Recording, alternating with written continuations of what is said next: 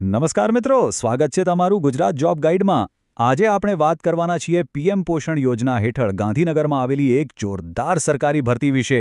તો ચાલો આ તકની બધી જ વિગતો જાણીએ। અને આ જુઓ, આ છે એની ઓફિશિયલ જાહેરાત।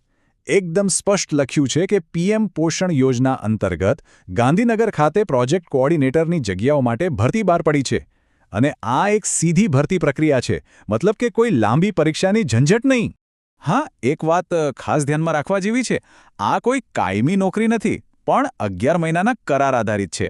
પણ સરકારી ક્ષેત્રમાં કામ કરવાનો અનુભવ લેવા માટે આ એક સુવર્ણ તક કહી શકાય છે।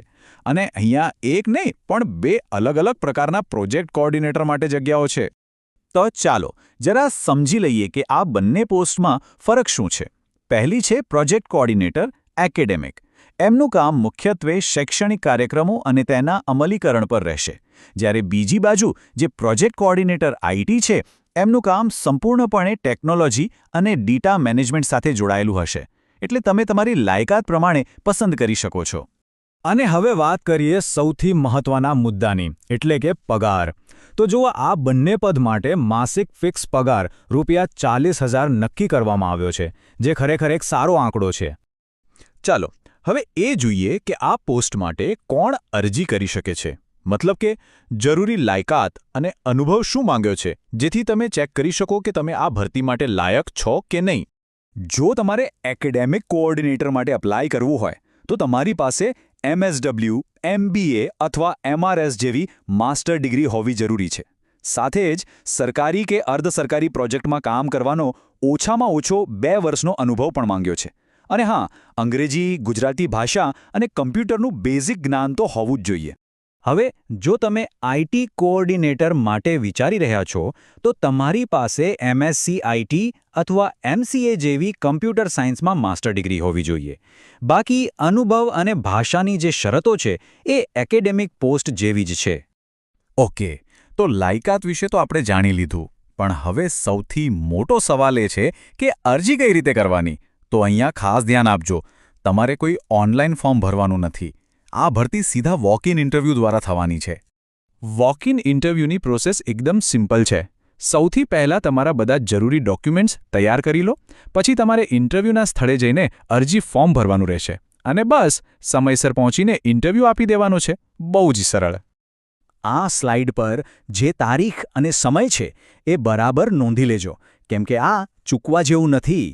ઇન્ટરવ્યૂની તારીખ છે 5 માર્ચ 2026 અને તમારે ત્યાં રિપોર્ટિંગ માટે સવારે 10:30 વાગે પહોંચી જવાનું છે। અને હવે સવાલ કે પહોંચવાનું ક્યાં છે? તો સરનામું છે કમિશનર પીએમ પોષણ યોજનાની કચેરી।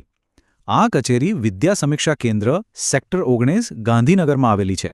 ઇન્ટરવ્યૂની તૈયારીમાં સૌથી અગત્યનું કામ છે તમારા બધા જ ડોક્યુમેન્ટ્સ વ્યવસ્થિત રીતે સાથે લઈ જવા।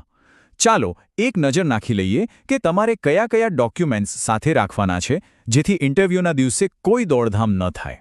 જુઓ, આ લિસ્ટ ધ્યાનથી જોઈ લો।